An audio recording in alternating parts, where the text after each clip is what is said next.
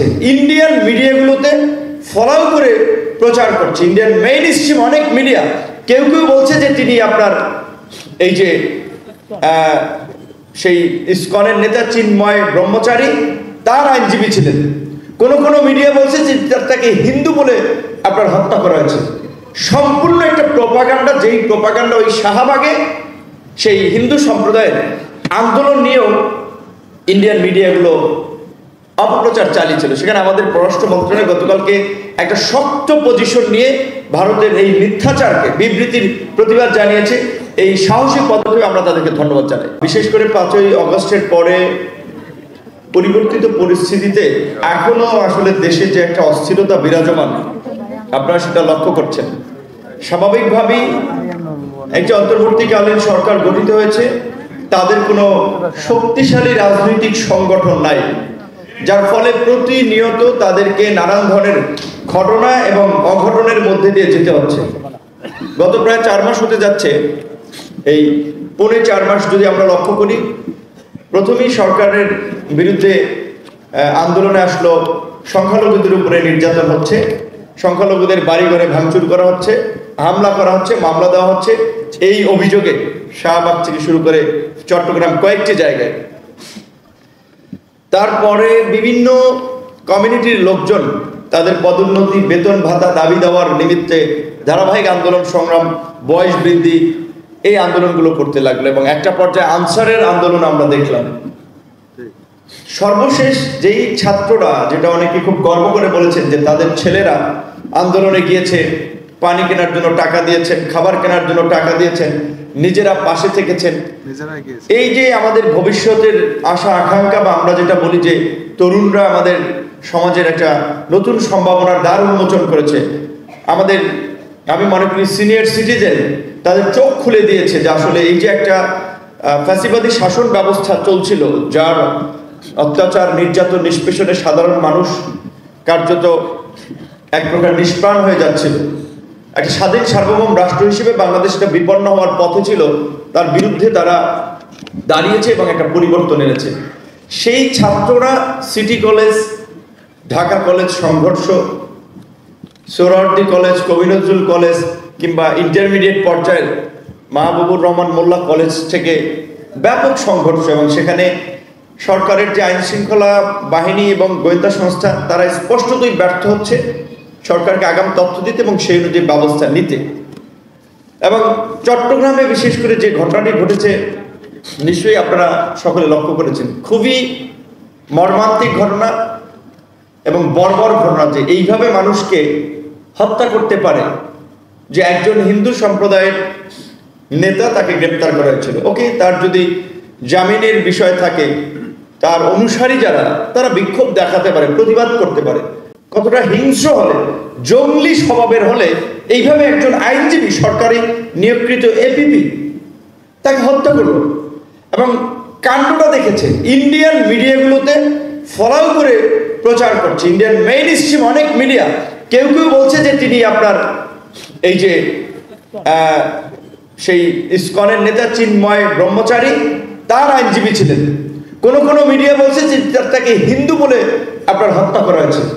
সম্পূর্ণ একটা প্রোপাগান্ডা, যেই প্রোপাগান্ডা ওই শাহবাগে সেই হিন্দু সম্প্রদায়ের আন্দোলন নিয়েও ইন্ডিয়ান মিডিয়াগুলো অপপ্রচার চালিয়েছিল। সেখানে আমাদের পররাষ্ট্র মন্ত্রণালয় গতকালকে একটা শক্ত পজিশন নিয়ে ভারতের এই মিথ্যাচারকে বিবৃতির প্রতিবাদ জানিয়েছে। এই সাহসী পদক্ষেপে আমরা তাদেরকে ধন্যবাদ জানাই। কথাটা আপনাদের এই প্রোগ্রামে বললাম এই কারণে, স্বাভাবিকভাবে মিডিয়ার বাইরে না হলে বেশ যাওয়ার সময় বলবে যে এই ইস্যুতে একটু কথা বলেন। তো যেখানে আমরা বললাম যে দেখেন, এইখানে হিন্দু সম্প্রদায়ের অনেকে আছেন, আমি বিশ্বাস করে আছেন। স্বাভাবিকভাবে আমরা হিন্দু, মুসলিম, বৌদ্ধ, খ্রিস্টান, বিভিন্ন ধর্ম বর্ণের মানুষ মিলেই তো এই বাংলাদেশ। এবং এইখানে বিশেষ করে সাম্প্রদায়িক সম্প্রীতির যে নজির, হিন্দুদের পূজায় কোন মুসলমান বিশেষ করে না যায়?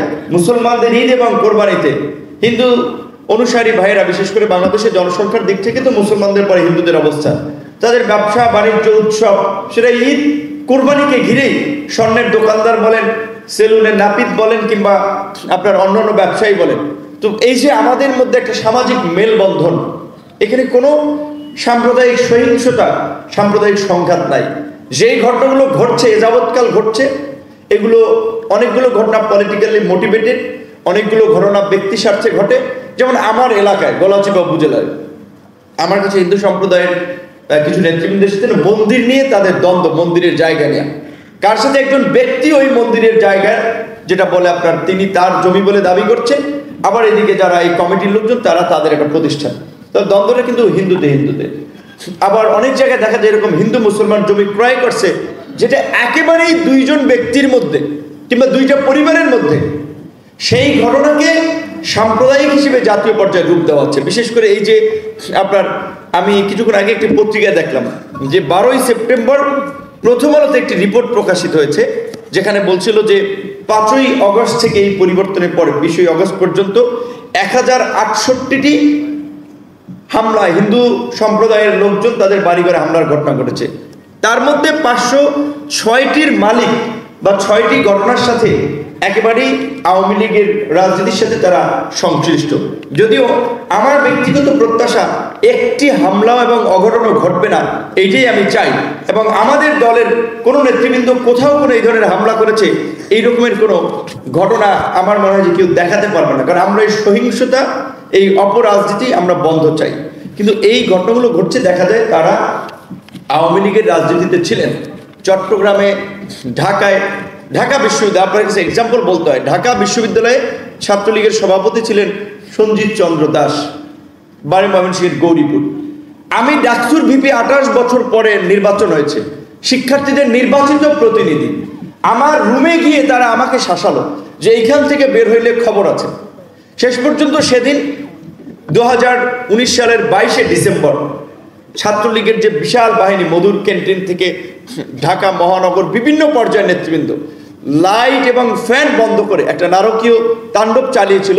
আমার এখনো বাম হাতের আঙুলটা বাঁকা, আমার এখনো মেরুদণ্ডে ব্যথা সেই দিনে সে হামলার ঘটনায়। এখন আমি যদি মামলা করি, এখন যে সে সময় আমার মামলা নেওয়া হয় না, নিত না, কিন্তু এখন তো মামলা নিবে। সঞ্জিত চন্দ্র দাস সেই সময় জগন্নাথ বিশ্ববিদ্যালয়ের ছাত্রলীগের নেতা, অন্যান্য আছে, ছাত্রলীগের সাধারণ সম্পাদক ছিলেন সাদ্দাম। এখন সঞ্জিত চন্দ্র দাসের ঘটনাটা কি সাম্প্রদায়িকতার বিবেচনা আসবে? সবচেয়ে ঢাকা বিশ্ববিদ্যালয়ের ছাত্রলীগের সাদ্দাম সহ তার আগেরও যে সমস্ত 4-5টা কমিটির মধ্যে সঞ্জিতকে দেখা আমার দৃষ্টিতে সবচেয়ে উগ্র একটা মানসিকতার ছেলে ছিল। অন্যান্য ছাত্রলীগের নেতৃবৃন্দ ছিল, তার মতো উগ্র আমি অন্যদের মাঝে দেখি নেই। তাহলে এটা কি সাম্প্রদায়িকতার ঘটনা হিসেবে এটা চিহ্নিত হবে?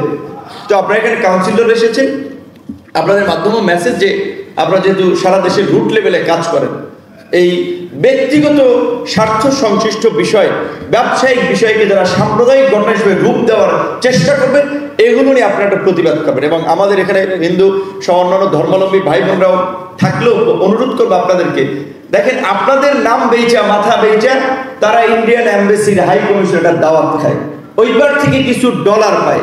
প্রত্যেক বছর তাদেরকে দাওয়াত করে নিয়ে যায়, বিভিন্ন প্রোগ্রামের নাম দিয়ে 5 স্টার 3 স্টার হোটেলে রাখে, খাওয়া দাওয়া করায়, আসার সময় লাখ 5 টাকা দিয়ে দেয়, 2 লাখ টাকা দিয়ে দেয়। এই বিভিন্ন সংগঠন করে এইখানে তারা ওইখানকার এজেন্ডা বাস্তবায়নে নানা ধরনের অঘটন ঘটায়। এবং চট্টগ্রামের ঘটনাটা আমি বিশ্বাস করি সাধারণ কোনো হিন্দু এর সাথে জড়িত ছিল না।